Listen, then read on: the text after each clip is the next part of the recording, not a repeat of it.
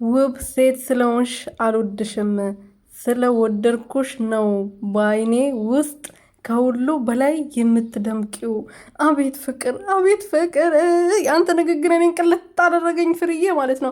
ፈጣሪ እንግዲህ ማለት ነው በነገራችን ላይ ማለት ነው ወንድም ሴትም ቢሆን ፈጣሪ ትዳራችን ያሳምርን። ድምቅ ያለ ትዳር፣ የተባረከ ትዳር፣ የእግዚአብሔር እጅ ያለበት ትዳር፣ የተባረከ ትዳር ይስጠን ለሁላችንም ማለት ነው፣ ለወንዱም ለሴቱም። ምክንያቱም ሰው ኖረ ህይወት ጀመረ የሚባለው ትዳር ሲይዝና ልጅ ሲወልድ ነው ማለት ነው። ስለዚህ ፈጣሪ የተባረከ ትዳርና የተባረከ ፍቅር ያለበት ሰላም ያለበት ሰላም የበዛበት ትዳር ይስጠን ለሁላችንም። በተለይ ደግሞ ስግደት ላይ ያለ ነው የመዳም ቅመሞችዬም ሌሎቻችንን ስግደት ላይ ያለ ነው በሙሉ ፈጣሪ ጥሩ ትዳር ይስጠን፣ መጨረሻችን ያሳምርልን። ምክንያቱም ብዙ መከራዎችን አሳልፈን ቢያንስ አገራችን ገብተን ትዳር ስንይዝ በትዳራችን ልናርፍ በቤታችን እረፍት አግኝተን ልንኖር ይገባናል እና ፈጣሪ ጥሩ ትዳር ይስጣችሁ ይስጠኝ አሜን እያላችሁ ኮመንት ላይ ጻፉልኝ። ሰላም ሰላም ቤተሰቦቼ፣ እኔ ያለው እግዚአብሔር ይመስገን። በያላችሁበት ሰላማችሁ በዚህ ትርፍርፍ ይበልልኝ።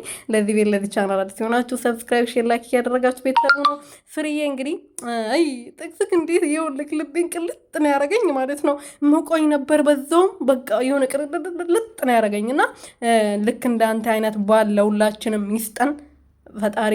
የሚወደውም ትዳር እሱ ነው የሚሰጠው፣ ፈጣሪ ነው የሚሰጠውና እሱ የሰጠንን ትዳር ደግሞ አንተ ልትኖርበት ግድ ይላል እና ከዚህ በላይ እንግዲህ ፍቅራችሁን ያብዛላችሁ። ልጅ ለልጅ ትዳር ላይ ትዳር ማን ነው በረከት ላይ በረከት፣ በቃ ፍቅር ላይ ፍቅር ይጨማምርላችሁ፣ እድሜና ጤና ይስጣችሁ እስከ መጨረሻ ድረስ ፈጣሪ አንድ ላይ ያኖራችሁ እና ይሄን የመሰለ ጥቅስ ስለፖስትክልን እናመሰግናለን። ከአንተ ብዙ ሰዎች ሊማሩ ይገባል። በተለይ የአበጋዝ አይነት ፍጥረቶች